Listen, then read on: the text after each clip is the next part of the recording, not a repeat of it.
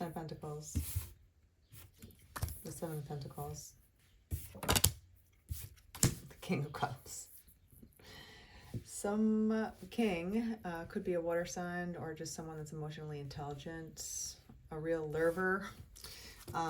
King of Cups, building and making investments in his future, his culmination, right?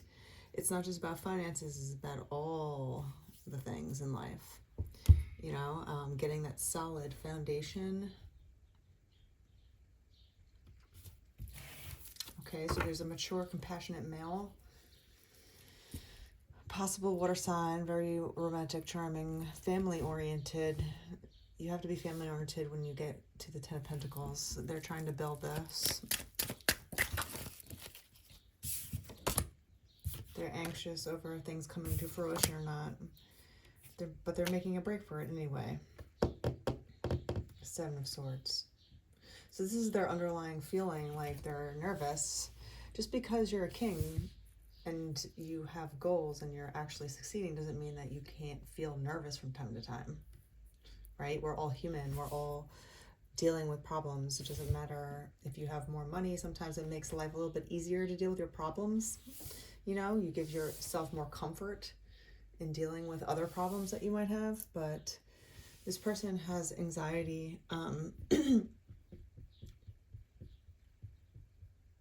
There's some sort of trickery, deceit, lies, cheating, underhanded, scheming, dangerous, risky behavior.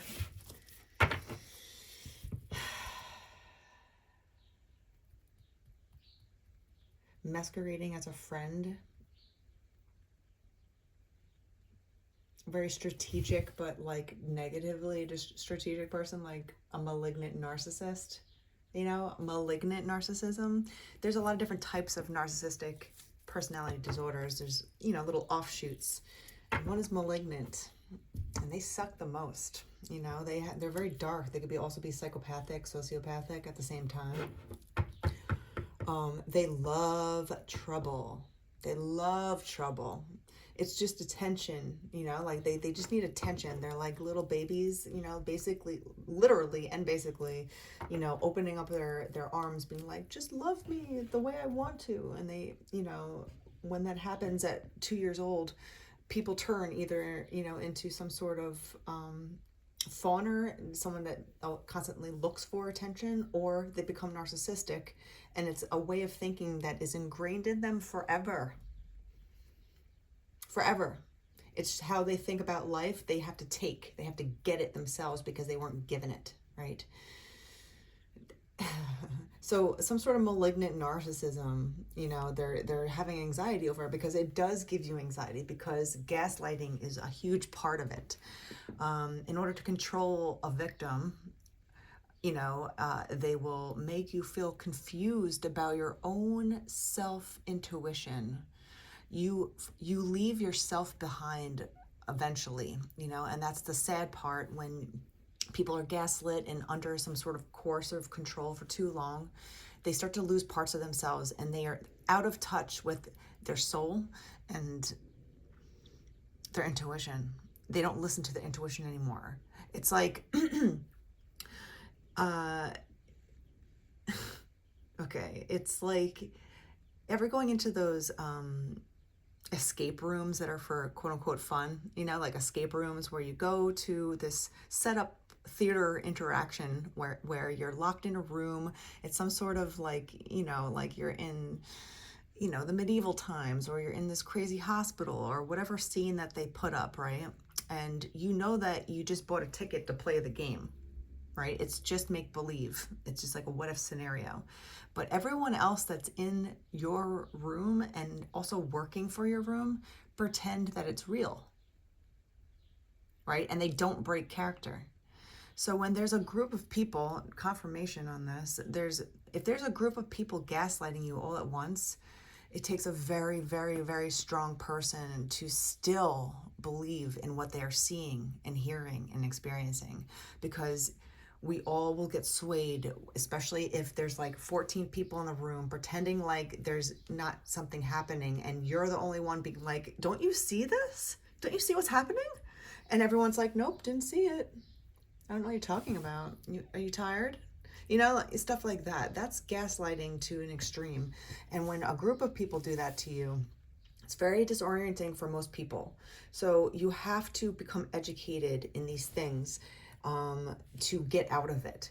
Okay? There's a lot of ways to get out of anxiety, depression, but you are the only person that needs to be, collecting this data. You can learn different ways. You can learn by going to a therapist, a good therapist that will help you realize things, but they're only going to help you realize what you're going to answer yourself, right?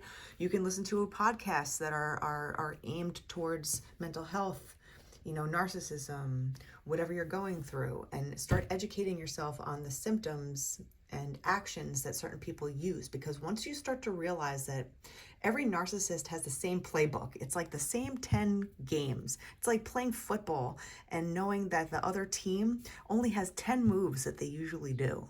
And then once you know their 10 moves, it's silly to see when they do it because it's so unoriginal and it's ridiculous, So you kind of almost take the personalization of whatever they're doing out of it, because you're just like, oh my God, these people are ridiculous. They're gonna, blah, blah, like they're gonna gaslight me. Oh, okay. Oh, they're gonna pretend like nothing's happening. Oh, they're gonna lie and gossip and make up rumors, because that's a form of spell work, negative spell work. You want to deal with the devil? You want to deal with people that deal with the devil? That's a slippery slope into nowhere's land. It doesn't go away. It just gets worse and worse. So you want to play like that with people that just talk, two-faced people, right? A lot of deceitful, lying pieces of S, you know what I mean? Like, why are they mucking around so much? Like they have nothing better to do with their lives than talk about other people. 7:17 on the clock. Queen of Wands. Vibrancy. She is vibrant. The Queen of Wands is very vibrant. She could be very good looking. She could just be very fiery. It could be a fire sign.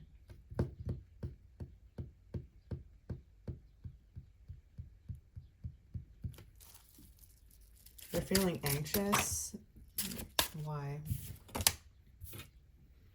They do want to have a connection with you. Obviously, it looks like it. Look at this 9 of Cups and the 6 of Pentacles. They want to invest in you. Right? There's a connection here. What else popped out? The Magician. And they're trying to manifest that. Through all their anxiety, through all this weird lying, cheating bullshit. I'm not sure how that's for. So what's going on with this right here? What's going on with this lying and cheating? The Ace of Wands. Maybe they're lying about how they feel about you, because there's a strong feeling for you with these cards. Like they love what they see with you. They're very attracted to you. You know what that means. So they're trying to figure out a way to work through this. Another 10 with the Wheel of Fortune to get to their 10. Their 10 of Pentacles, the Wheel of Fortune, what they're looking for, right? The 9 of Cups. They want everything that they're wishing for. So maybe they're just not telling you how they feel. It's not to be so dark-handedness, but let's see if there's anything else. Okay, this came out upside down. Reality, clarity, sobriety. So this usually upright, right, is very delusional thinking. But when it was upside down, that means that this person is almost like in a hangman energy of like, oh, I think I have clarity here. Sobriety, right? You're seeing things in real form, not in your delusional way of thinking about things. Can't even make it up. Yeah, exactly. This person is having a new way of looking at this scenario here, and then we have a choice, the 2 of Wands. They have to make a choice on if they're going to go for it or not. They have to make a decision, and that involves planning.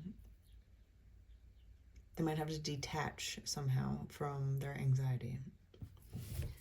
It could be actually a very positive way here.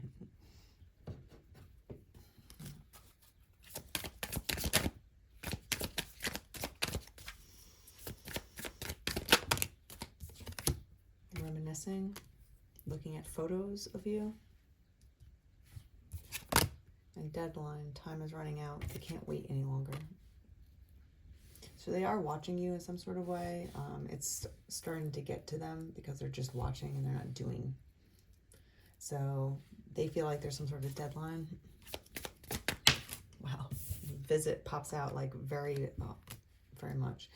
So I think they might be definitely like kind of surveying you at this time, whether physically or online. But it's kind of just like getting old at this point. Maybe they're trying to figure out something with you before they come towards you.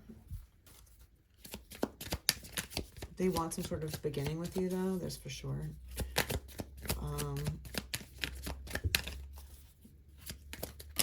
Relax, it says. Find joy in the simple pleasures of just being together, right? Like, it's not like, how can you entertain me? What are we going to do today? What are you going to buy me today? Where are we going today? How are you going to entertain me? You know, like, it's just not like that. It's kind of just like where you could just sit with someone anywhere for free and just shoot the shit. Like, just talk and experience each other and just experience life together, sitting next to each other. You want to really get to know someone? Do nothing. Do nothing together. They'll start, you know, like, we all expose ourselves if you just experience each other for once in a while. So, you know, if you really want to get to know someone the right way, just talk to them. I don't know why people like try to make these magnificent dates up. They're just like, I gotta take her out in a limo and I gotta go to this fancy, crazy restaurant. I don't even know her. I don't even know if she likes me. But I'm gonna just woo her with all these fantastical things, and maybe she just won't look at who I actually am because she's so involved with what I'm giving her. You know, like, if you do that to people that you don't even know,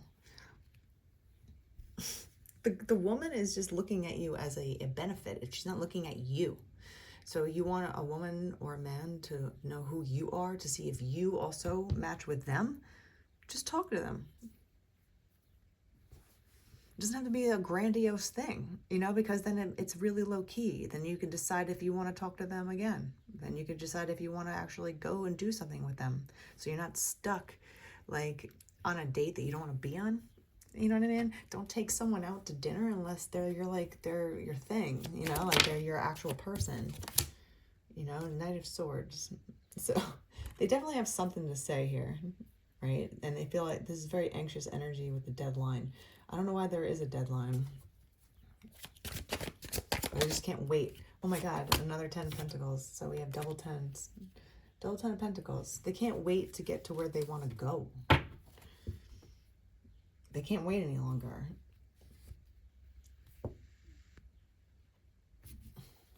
Let's just pull one more.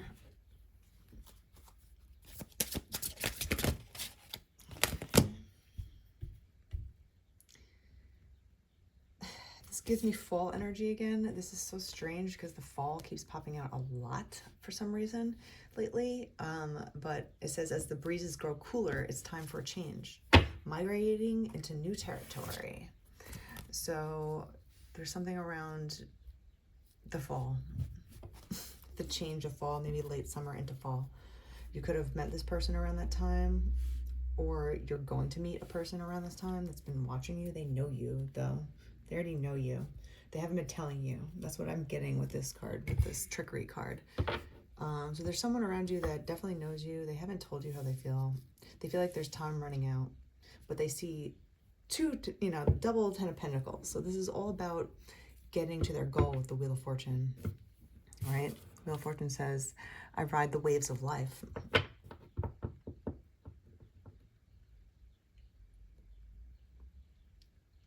They have a new sense of some sort of way of thinking about this relationship or this connection. It's time for a sacred pause. Stillness grants perspective. Right? You have, like, this person kind of has their mind made up in some sort of way. They did a lot of thinking, and I think that they answered their own questions or did their own research here. Right? They might have been researching you. I'll keep it there.